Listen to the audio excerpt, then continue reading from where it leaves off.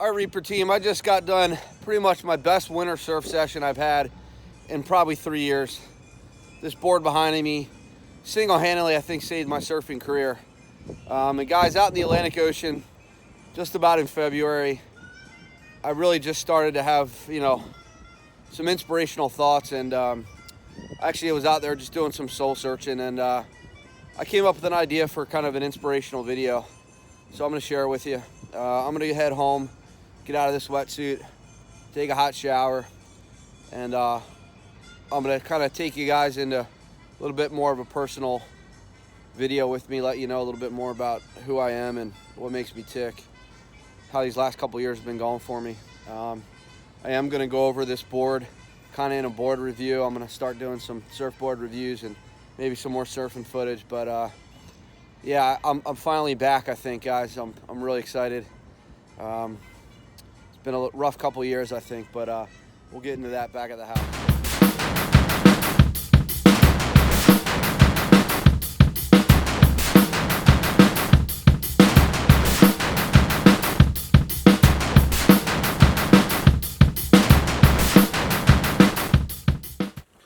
All right, yeah, guys, so we're going to get a little more personal in this video. I want to tell you a little bit about me, kind of how these last couple years have gone. This is, again, a fishing channel. I think, honestly, fishing has been what has continued to be a passion and a love over these last couple of years. In those last few years, I have really lost a passion for everything else. I think, had my midlife crisis. It's kind of a cliche term. You always hear about it. Guy turns 40, girl turns 40. We'll focus on a guy. Guy turns 40, buys a Harley Davidson, gets leather jackets, buys a sports car, runs around on his wife, starts cheating, doesn't pay attention to his family, things like that. Mine did not manifest itself anywhere near any of that stuff. I would never even think about cheating on my beautiful wife. I would never think to get a Harley Davidson. I can't say I didn't look at a Porsche Cayman, the mid-engine Porsche. It's kind of a mix between a 911 and a Boxster, but that's a different story. Thought about maybe a 911, but I just didn't go that route.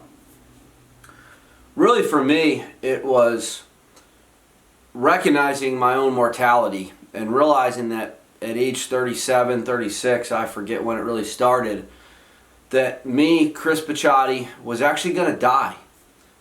I thought that I'd be invincible for my whole life. I never thought I'd get old. I never thought I'd be out of shape. Guys, just a few years ago, I was 155 to 160 pounds of pure muscle. I had zero fat on my body. I was surfing probably some of the best I'd surfed in my life. Traveling all over the world to surf, and it was a passion of mine.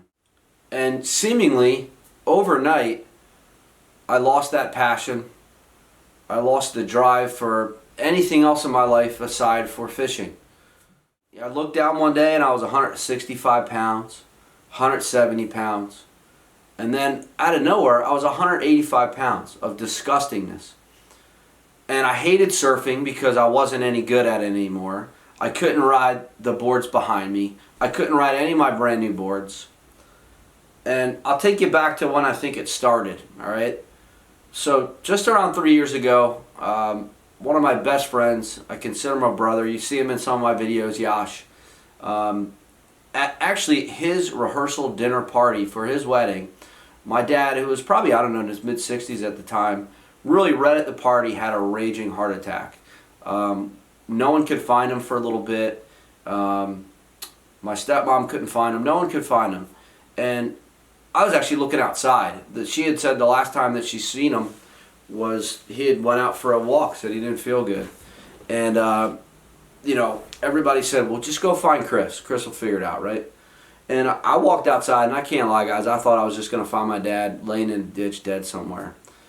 He wasn't outside. He was upstairs in a bathroom. And I walked into the room, and there was my dad who, man, when you grow up, you look at your dad as this invincible guy. And there he was, gray, ashen, just clutching at his chest. And I knew right away. And the moral of the story is an ambulance ride later, a sprint to the cardiac cath lab, you know, things just rush through your head, right? I'm going to lose my dad at a fairly young age. And obviously that's not a fun experience.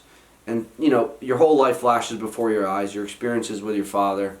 And then, you know, once he came out of the cath lab and I talked to the interventional cardiologist and I really kind of had a grasp for where we were going to go forward, I knew I'd still have him in my life. In the next couple months, what actually happened was I realized that my dad wasn't invincible. And then selfish Chris, more importantly, realized that I wasn't invincible. And guys, it freaked me the F out. It just did. I never thought I'd get old. I never thought I'd not be in shape. And seemingly, to that point, I thought I'd live a long, long life, you know. But no one really had heart disease. And I just thought me being an athlete and in shape, I'd live forever. Or I'd live to be 110, you know. But my dad had hypertension. My dad had hyperlipidemia or high cholesterol. I have those things. My dad has a short fuse. I have a short fuse. My dad can't sleep. I can't sleep. You see a pattern? And it really freaked me out. I was like, wow, my dad had a major heart attack. I have everything that he's ever had. And I just realized that, man, I'm going to have a heart attack, you know? So I just kind of took the approach like, well, screw it. I'm going to have a heart attack. I might as well have fun doing it, you know? What the heck? Go out and get some ice cream. Go eat this. Go eat that. Whatever. Fried chicken. Who cares? You're going to have a heart attack anyway, right? So I think in my twisted little brain, that's just kind of how I accepted things. I was like, well, I'm just going to have a heart attack at some point, so I might as well have fun until I get there. And yeah, obviously not the right approach, but that's how I took it. And man, I just went on a downhill trend, and it lasted for 3 years. Let's backtrack a little bit, all right? Part of, I think, what led to that 3-year downfall also is I felt like a warrior without a battle, all right? I grew up in a town called Voorhees, New Jersey, all right? Voorhees is a very, very competitive area. It's different now than when I was there, but you know, I was a little athlete. I was a little maniac, okay? Starting quarterback until all my buds got way too big. You know, baseball, you know, starting second base, starting center field on a team that competed for state championships, you know, Gibbsboro Voorhees. You know, then when baseball, you know, I just wasn't as big as the other guys. Then I was an excellent track runner, you know, all South Jersey, all whatever. I could have parlayed that probably into a scholarship in college, but I just didn't really want to. You know, so my whole life I was super competitive, right? Baseball, basketball, soccer, and I was good at it all, right? And then, you know, I went to college, and again, I could have ran track and been competitive, but I think what happened was I realized that instead of competing in sports, I actually parlayed that competitiveness into academics and grades. You know, I was just this surf bum at Florida Institute of Technology, Florida Tech. Guys, if you're into surfing and fishing, I can't recommend another college any better than Florida Tech. But, you know, all the nerdy kids in my class, you know, they just looked at me as the surf bum. And, man, I once I put my mind to, hey, I'm going to get good grades, I wanted to destroy them every test. I wanted to get 100. I didn't want to get a single question wrong. And I took it. That was my battle. That was the warrior in me. I wanted to get that battle, and I wanted to win it. And I won. Man, I would study so hard. When I went into that test, I knew I was going to get 100. I would just studied so hard. I ingrained the chapters into my memory so good, or the notes, that I could just shut my eyes, go down the page, and write it down. And I knew I was getting 100. And I graduated college with basically a 4.0. I kind of messed around my first semester or so. And then I parlayed that into a very successful career. All right. So 3 years ago, I'm in excellent shape. I have a beautiful young wife, and I'm at the pinnacle of my career, making good money, and I feel like I had no more battles. And that was really weird. And not only did I feel like I had no more battles, I knew that I was going to die. And it just freaked me out. I can't say it enough. It freaked me the hell out. And I just lost my drive for everything except fishing. Fishing was the one thing that, you know, as the boats got bigger, the adventures got more in depth. The adventures got longer and farther, leaving earlier, leaving in the dark, bigger fish, more adrenaline. And out in the water today, it's almost February. I'm out in the Atlantic Ocean, and I got this magic board. I can't describe it. I'm going to go through it in a separate video. But I got this board, and for some reason I just jived with it, and I just had this awesome surf session.